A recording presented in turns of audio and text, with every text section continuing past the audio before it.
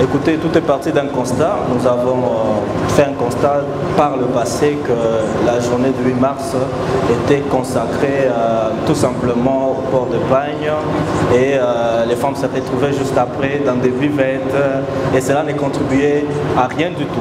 Et on s'est dit que nous sommes quand même un ministère de l'Éducation, nous devons quand même pousser que cette journée soit à la fois éducative et voulais-je dire, et productive aussi dans le cadre de notre système éducatif.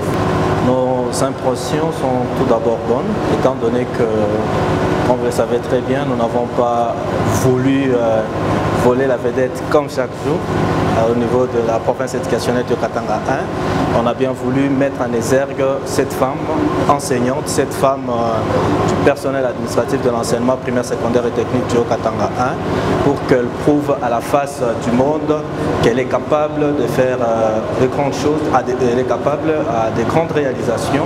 Aujourd'hui, ensemble, nous l'avons constaté que nous n'avons pas seulement les femmes qui sont expertes à ce qui est ménage, mais nous avons aussi des femmes intellectuelles capables de partager leur expérience, leur expertise, leurs connaissances et contribuer au développement intégral de notre pays et plus particulièrement au développement de notre province du Haut-Katanga. Vous le savez très bien que depuis la prise de fonction à la tête de notre ministère par son Excellence Monsieur le ministre Tony Mwamba Kazadi, il a eu à faire un pont d'honneur sur l'usage du numérique dans le système éducatif congolais. Et les numériques font partie prenante en soi de l'outil aujourd'hui d'apprentissage des enfants. Il y a de cela quelques années voulais-je dire, nous étions dans la période de la Covid-19. Vous avez tous vu et constaté que l'enseignement était migré vers l'enseignement à distance et donc nous avons utilisé le numérique et cela n'a pas créé un couac dans la qualité de l'enseignement.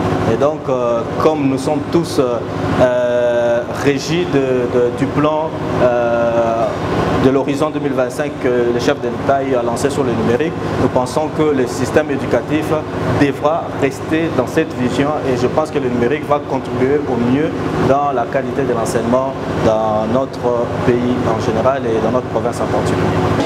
Cette édition m'a vraiment épatée parce qu'on nous a valorisé, nous femmes enseignantes. En tout cas, à l'endroit de notre prophète Joseph Minkeou, je lui donne un coup de chapeau, puisque c'est la première fois que nous faisons cette édition, comme elle est nommée la première édition. Que cela ne s'arrête pas là et que cela continue de faire valoriser la femme et surtout à notre journée et à notre mois des droits de la femme.